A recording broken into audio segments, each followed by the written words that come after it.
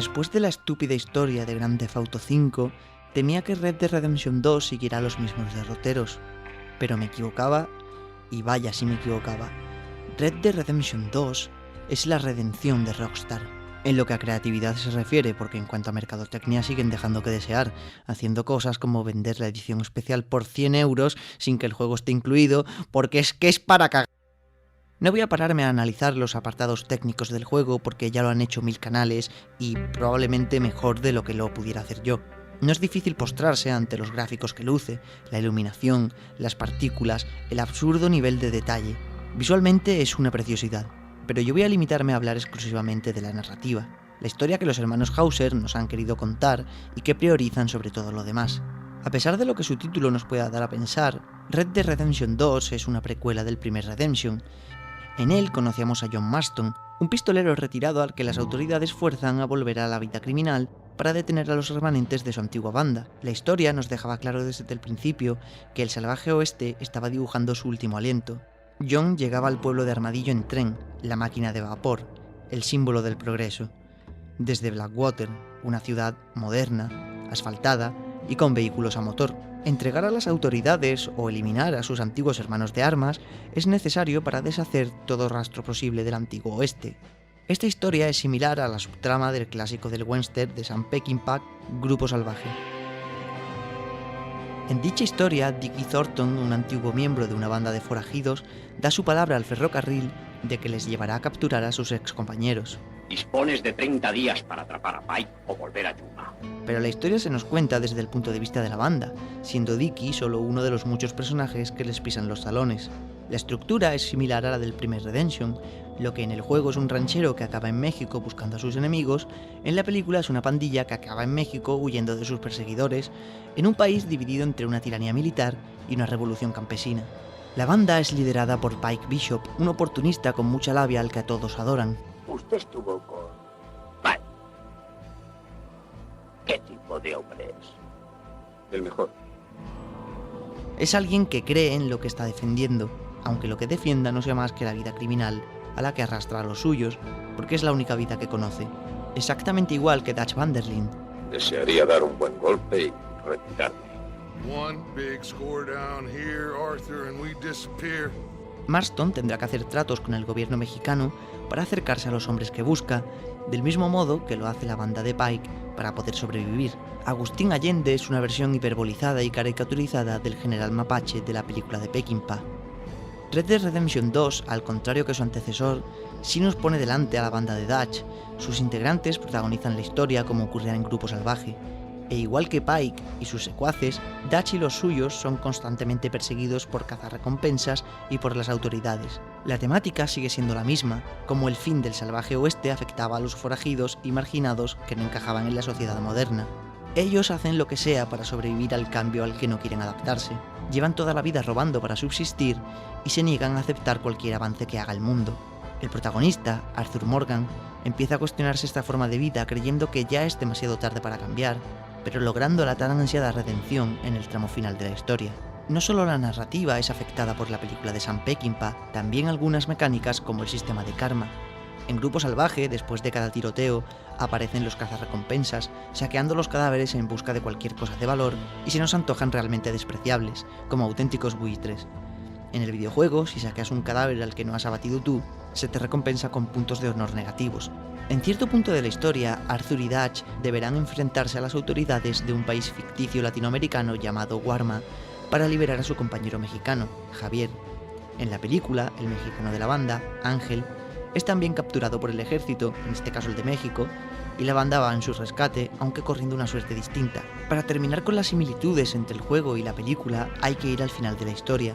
En el epílogo, John Marston se esfuerza por empezar una nueva vida como ranchero. Entonces se encuentra con alguien de su pasado, Ángel. Ángel es un holgazán que merodeaba con la banda porque no tiene ningún sitio al que ir. Cuando ésta se separa, se las ingenia para que John le dé cobijo en su rancho junto a su familia. Marston acepta y juntos construyen la granja en la que vivirán hasta el final del primer Red Dead Redemption. La apariencia de Ángel es muy similar a la de Freddy Sykes, un viejo compinche de la cuadrilla de Pike que no participa en los golpes que dan, pero se toma la libertad de criticar cuando les salen mal. Al final de la película se reúne con Thornton y le ofrece unirse a la Revolución Mexicana, alegando que no será como en los viejos tiempos, pero que al menos es algo. Tenemos algún trabajillo que hacer. ¿Vienes con nosotros? No es lo mismo que antes, pero en fin, algo es algo. No es del todo igual a los hechos del final de Redemption 2, pero en esencia ambas historias acaban con dos exmiembros de una banda cabalgando juntos y aceptando que los tiempos han cambiado.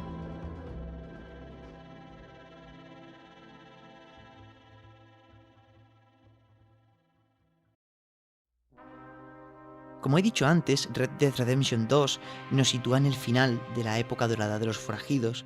Dutch, el líder de la banda que lo protagoniza, es alguien que niega esta realidad, pues prefiere ser alguien aclamado, el protagonista de unos buenos tiempos que, de haber existido en primer lugar, ya están en las últimas. Sus delirios de grandeza acaban por volverlo completamente loco, ideando plan tras plan que sale mal y que acaba perjudicando a sus camaradas. El primero de toda la historia, el asalto a un tren, es una misión que es un calco de dos escenas de otra gran película del oeste, Dos hombres y un destino.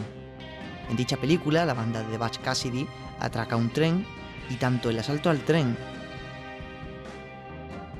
como la respuesta de la gente que lo custodia.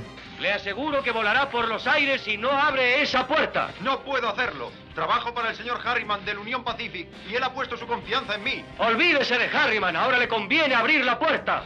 We don't want to kill any of you, but trust me, we will. I work for Leviticus Corps. Come on, boys. We got our orders. Okay, you asked for it. Como el resultado final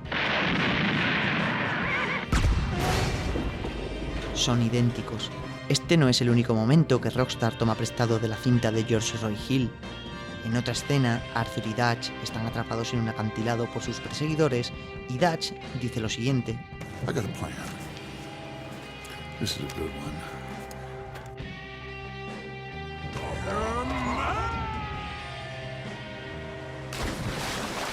En la película ocurre exactamente igual. Sus protagonistas, Butch Cassidy y Sundance Kid, interpretados por Paul Newman y Robert Redford respectivamente, acaban precipitándose al vacío para huir cayendo a un río, tal y como lo hacen Arthur y Dutch. Pero además de estas dos escenas, el juego también bebe de toda la historia de Dos hombres y un destino, e incluso del mensaje que quiere transmitir. La película empieza con una banda que con el tiempo acaba separada. El personaje de Paul Newman presenta su nueva bicicleta de la siguiente forma. Te presento al futuro. Y tras juguetear con ella un rato, acaba abandonándola para volver a ensillar su caballo y regresar a la vida criminal. Este plano de la bicicleta abandonada nos deja algo muy claro. Los personajes niegan todo avance que la sociedad intente hacer. Se rehúsan a adaptarse al cambio. Le dicen que no al futuro. Ahí te quedas con tu futuro, asquerosa bicicleta.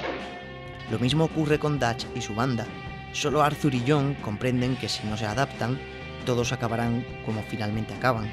Y todo esto se nos cuenta en un contexto histórico repleto de personajes que siguen anclados en los tiempos previos a la Guerra Civil Americana. Es el caso de las familias Braithwaite y Gray, familias sureñas que fueron esclavistas y no quieren perder su posición privilegiada.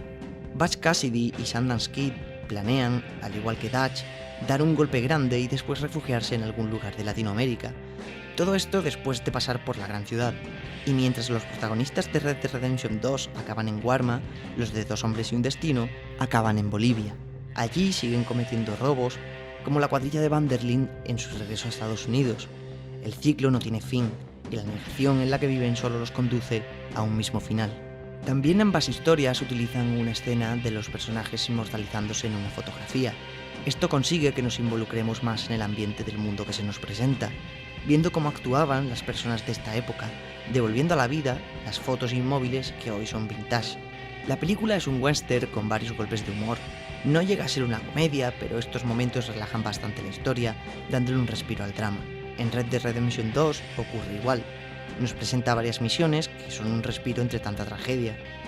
Si bien es cierto que en ocasiones la tónica se pasa de desenfrenada, rozando el ridículo como ocurría en GTA V, esto no termina de empañar la historia global del juego. Esto es algo que también hereda del primer western de Quentin Tarantino, Django, desencadenado. Django es completamente esperpéntica y juega con la comedia como el juego de Rockstar lo hace a veces.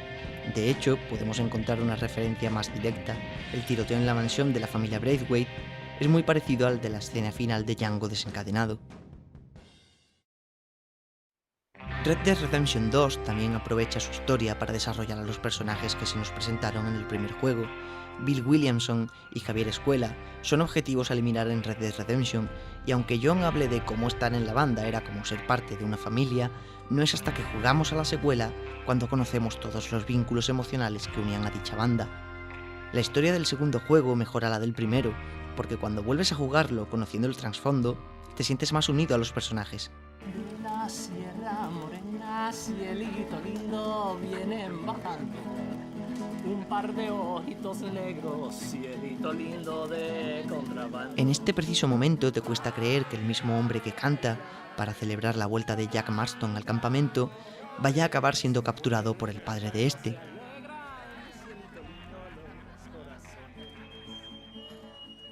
Llegas a conocer a todos los personajes que en la primera historia no eran más que un MacGuffin para que la trama avanzara. Dutch en el primer Redemption está sumido en la locura por negar que los buenos tiempos ya han acabado, si es que alguna vez ocurrieron. Aquí es aún un hombre cuerdo y ves cómo poco a poco va degenerando en su demencia.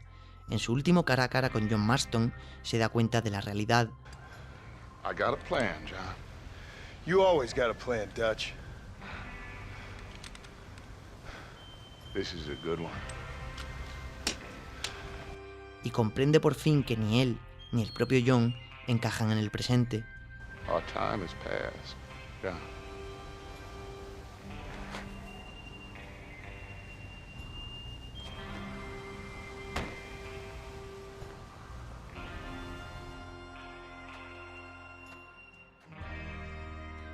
Arthur consigue redimirse de su vida criminal y muere en paz, siendo una buena persona, para pasarle el testigo a John, que como vaticina Dutch en su momento final, acabará como el resto de la banda, formando parte del pasado, porque su lugar no son los tiempos modernos que se aproximan a toda máquina. Si la historia de Red Dead Redemption 2 nos desarrolla en mayor profundidad a los personajes de su antecesor, también nos enseña que Arthur Morgan y John Marston son dos hombres con un mismo destino.